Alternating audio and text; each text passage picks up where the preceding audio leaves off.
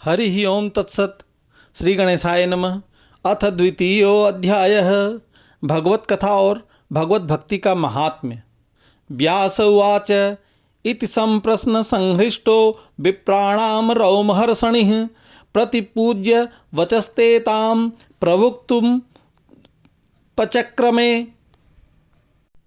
श्री व्यास जी कहते हैं, सौनकादि ब्रह्मादि ऋषियों के ये प्रश्न सुनकर रोमहर्षण के पुत्र उग्रश्रवा को बड़ा ही आनंद हुआ। उन्होंने ऋषियों के इस मंगलमय प्रश्न का अभिनंदन करके कहना आरंभ किया। सूत उवाच यम प्रवजंत मनुपेतम पेतकृत्यम द्वैपायनो विरह कातर आजुहाव पुत्रेति तन्मयतया तरवोभिनेदु स्तम सर्वभूत हृदय मुनिमानतोस्मि। सूत जी ने कहा, जिस समय श्री सुखदेव जी का यज्ञोपवीत संस्कार भी नहीं हुआ था, सुतराम लौकिक वैदिक कर्मों के अनुष्ठान का अवसर भी नहीं आया था, उन्हें अकेले ही संन्यास लेने के उद्देश्य से जाते देखकर उनके पिता व्यास जी विरह से कातर होकर पुकारने लगे, बेटा बेटा। उस समय तन्मय होने के कारण श्री सुखदेव जी की ओर से वृक्षों ने उत्तर दिया। ऐसे सबके हृदय में विराजमान श्री सुखदेव मुनि को मैं नमस्कार करता हूँ। यह स्वानुभावमखिलं श्रुतिसारमेक मध्यात्म दीपमति तितिर्षितां तमोअन्धं संसारिणां करुणयाः पुराण्यगुह्यं तं व्यास सुनुमुपयामि गुरुं मुनीनां नारायणं नमस्कृत्यं नरं चैव नरोत्तमं देवी सरस्वतीं व्यासं ततोर्जयमुदीरयेत। यह श्रीमद् भागवत अत्यंत गोपनीय रहस्यात्मक पुराण है।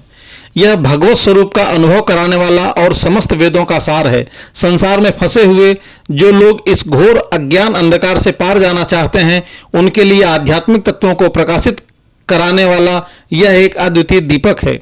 वास्तव में उन्हीं पर करुणा करके बड़े बड़े मुनियों के आचार्य श्री सुखदेव जी ने इसका वर्णन किया है।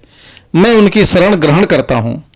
मनुष्यों में सर्वश्रेष्ठ भगवान के अवतार नर नारायण, ऋषियों को, सरस्वती देवी को और श्री व्यासदेव जी को नमस्कार करके तब संसार और अंतःकरण के समस्त विकारों पर विजय प्राप्त कराने वाले इस श्रीमद् भागवत महापुराण का पाठ करना चाहिए।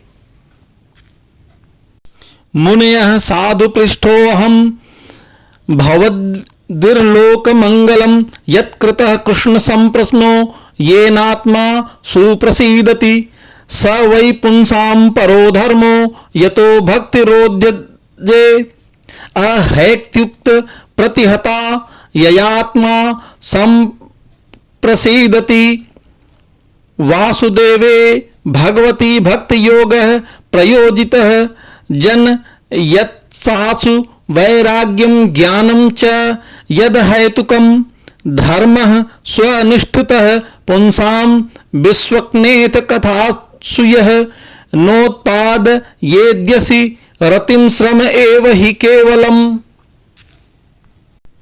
ऋषियों, आपने संपूर्ण विश्व के कल्याण के लिए बहुत सुंदर प्रश्न किया है, क्योंकि यह प्रश्न श्री कृष्ण के संबंध में है और इससे भली भांति आत्मशुद्धि हो जाती है। मनुष्यों के लिए सर्वश्रेष्ठ धर्म वही है जिससे भगवान श्री कृष्ण में भक्ति हो। भक्ति भी ऐसी जिसमें किसी प्रकार की कामना न हो और जो नित्य निरंतर बनी रहे। ऐसी भक्ति से हृदय आनंद स्वरूप परमात्मा की उपलब्धि करके कृतकृत्य हो जाता है। भगवान श्री कृष्ण की भक्ति होते ही अनन्य प्रेम में उनमें चित्त जोड़ते ही निष्काम ज्ञान और वैराग्य का आविर्भाव हो जाता है।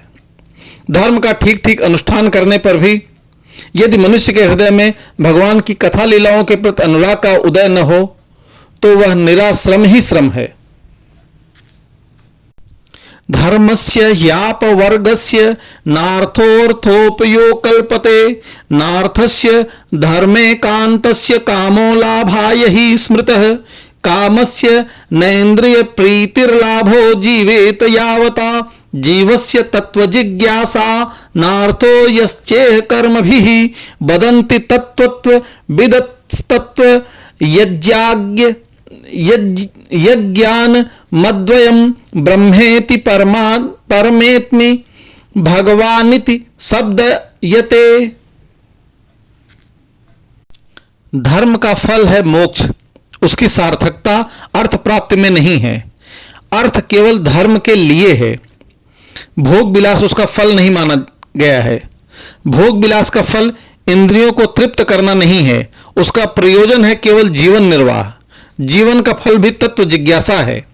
बहुत कर्म करके स्वर्ग आदि प्राप्त करना उसका फल नहीं है। तत्ववेत्ता लोग ज्ञाता और ज्ञेय के भेद से रहित अखंड अद्वितीय सच्चिदानंद रूप ज्ञान को ही तत्व कहते हैं। उसी को कोई ब्रह्म, कोई परमात्मा और कोई भगवान के नाम से पुकारते हैं।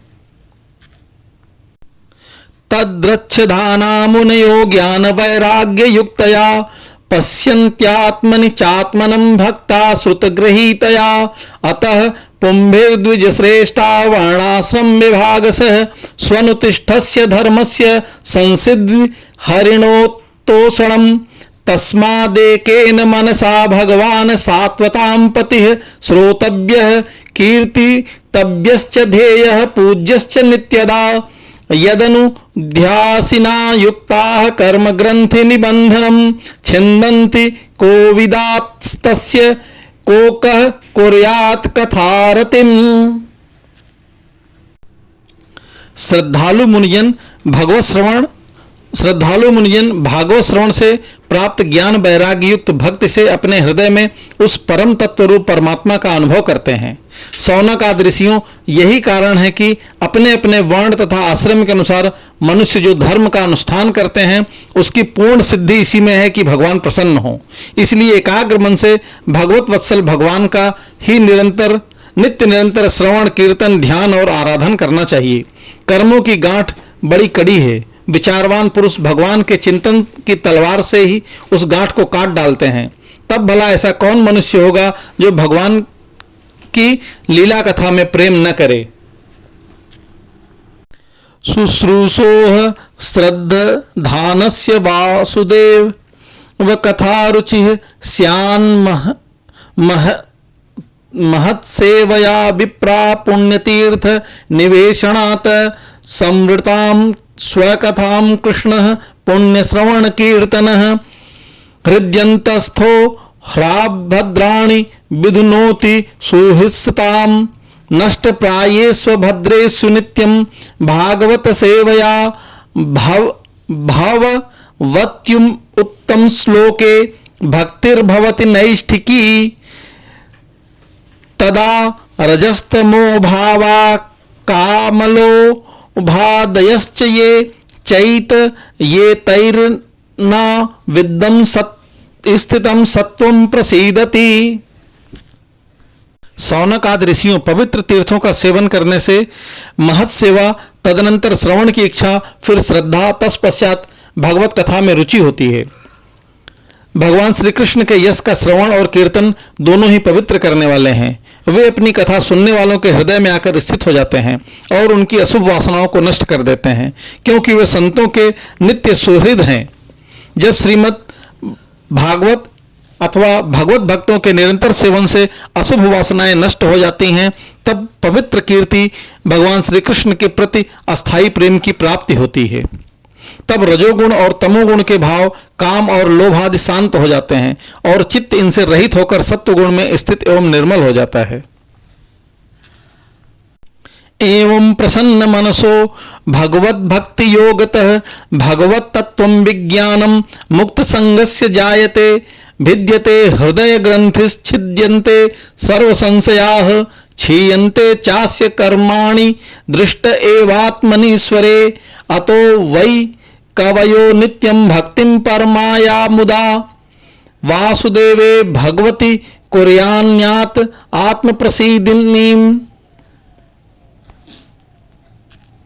इस प्रकार भगवान की प्रेममयी भक्ति से जब संसार की समस्त आसक्तियां मिट जाती हैं, तब हृदय आनंद से भर जाता है। तब भगवान के तत्व का अनुभव अपने आप हो जाता है।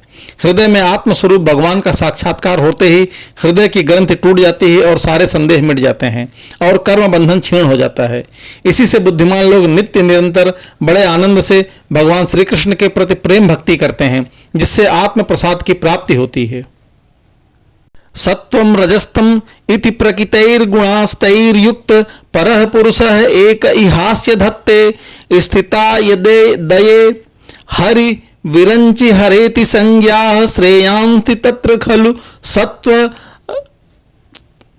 तनोर्नृणां स्युः पार्थिवादारुणो धूमस्तमाद अग्नि स्त्रिमयः तमस अस्तु रजस्तमस्त मात्वं यद ब्रह्म दर्शनम भेजिरे मुनयोथाग्रे भगवंत मक्षोदजम सत्वं विशुद्धं क्षेमाय कल्पन्ते येनुतानिह मुमुक्षवो घोररूपान् हित्वा भूपतिनथ नारायण कलाः शान्ताः भजन्ति ह्यानसूयवः रजस्तमः प्रकृतयः संशीला भजन्ति वै पितृभूत प्रजेशादीन् श्रेयैश्वर्य प्रजेस्वः वासुदेव परादेवा वासुदेव परावेदा वासुदेव परामखाः वासुदेव परायोगा वासुदेव पराः क्रियाः वासुदेव परं ज्ञानं वासुदेव परं तपः वासुदेव परो धर्मं वासुदेव परा गतिः स एवेदं ससर्जाग्रे भगवानात्मा मायया सदस सदुपयाः चासौ गुणमय्या गुणो विभुः। प्रकृति के तीन गुण हैं, सत्व, रज और तम। इनको स्वीकार करके इस संसार की स्थिति, उत्पत्ति और प्रलय के लिए एक अद्वितीय परमात्मा ही ब्रह्मा, विष्णु और रुद्र ये तीन नाम ग्रहण करते हैं। फिर भी मनुष्यों का परम कल्याण तो सत्व गुण स्वीकार कराने वाले श्री हरि से ही होता है। जैसे पृथ्वी के विकार लकड़ी की अपेक्षा धुआं श्रेष्ठ है और उससे भी श्रेष्ठ है अग्नि, क्योंकि वेदोक्त यज्ञ यागात के द्वारा अग्नि सद्गति देने वाला है। वैसे ही तमोगुण से रजोगुण श्रेष्ठ है और रजोगुण से भी सत्वगुण श्रेष्ठ है, क्योंकि वह भगवान का दर्शन कराने वाला है। प्राचीन युग में महात्मा लोग अपने कल्याण के लिए विशुद्ध सत्व में भगवान विष्णु की ही आराधना किया करते थे। अब भी जो लोग उनका अनुसरण करते हैं वे उन्हीं के समान कल्याण भाजन होते हैं। जो लोग इस संसार सागर से पार जाना चाहते हैं वे यद्यप किसी की निंदा तो नहीं करते, न किसी में दोष ही देखते हैं, फिर भी घोर रूप वाले तमोगुणी, रजोगुणी, भैरवादि भूतपतियों की उपासना न करके सत्वगुणी विष्णु भगवान और उनके अंश कला स्वरूपों का ही भजन करते हैं। परंतु जिनके स्वभाव रजोगुणी अथवा तमोगुणी हैं वे धन, ऐश्वर्य और संतान की कामना से भूत, पितर और प्रजापतियों की उपासना करते हैं, क्योंकि इन लोगों का स्वभाव उन भूतादियों से मिलता जुलता होता है। वेदों का तात्पर्य श्री कृष्ण में ही है, यज्ञों का उद्देश्य श्री कृष्ण ही है, योग श्री कृष्ण के लिए ही किए जाते हैं और समस्त कर्मों की परिसमाप्ति भी श्री कृष्ण में ही है। ज्ञान से ब्रह्म स्वरूप श्री कृष्ण की ही प्राप्ति होती है। तपस्या श्री कृष्ण की प्रसन्नता के लिए ही की जाती है। श्री कृष्ण के लिए ही धर्मों का अनुष्ठान होता है और सब गतियां श्री कृष्ण में समा जाती हैं। यद्यपि भगवान श्री कृष्ण प्रकृति और उसके गुणों से अतीत हैं, फिर भी अपनी गुणमयी माया से जो प्रपंच की दृष्टि से है और तत्व की दृष्टि से नहीं, उन्होंने ही सर्ग के आदि में इस संसार की रचना की थी। तया बिलसिते स्वेषु गुणेषु गुणवानिव अंतः प्रविष्ट आभाति विज्ञानेन विजृंभितः यथा हाव्रहितो वह्नि दारुस्येकः स्वयोनिषु नानेव भाति विश्वात्मा भूतेषु च तथा पुमान असौ गुण मयैर्भावैर्भूत सूक्ष्मयात्मभिः स्वनिर्मितेषु निर्विष्टो भुङ्गेत् भूतेषु तद्गुणान् भावयेत्सेत सत्वेन लोकान् वै लोकभावनः लीलावतार नुरतो देवतिंग नरादिषु। ये सत्व, रज और तम तीनों गुण उसी माया के विलास हैं। इनके भीतर रहकर भगवान इनसे युक्त सरीखे मालूम पड़ते हैं। वास्तव में वे तो परिपूर्ण विज्ञानंद घन हैं। अग्नि तो वस्तुतः एक ही है, परंतु जब वह अनेक प्रकार की लकड़ियों में प्रकट होती है तब अनेक सी मालूम पड़ती है। वैसे ही सबके आत्मरूप भगवान तो एक ही हैं, परंतु प्राणियों की अनेकता से अनेक जैसे जान पड़ते हैं। भगवान ही सूक्ष्म भूत तन्मात्रा, इंद्रिय तथा अंतःकरण आदि गुणों के विकारभूत भावों के द्वारा नाना प्रकार की योनियों का निर्माण करते हैं और उनमें भिन्न भिन्न जीवों के रूप में प्रवेश करके उन योनियों के अनुसार विषयों का उपभोग करते कराते हैं। वे ही संपूर्ण लोकों की रचना करते हैं। देवता, पशु, पक्षी, मनुष्य आदि योनियों में लीला अवतार ग्रहण करके सत्व गुण के द्वारा जीवों का पालन पोषण करते हैं। इति श्रीमद्भागवते महापुराणे पारमहंस्यां संहितायां प्रथम स्कंधे नैमिषीयोपाख्याने द्वितीयो अध्यायः। हरि ओम तत्सत्, हरि ओम तत्सत्, हरि ओम तत्सत्।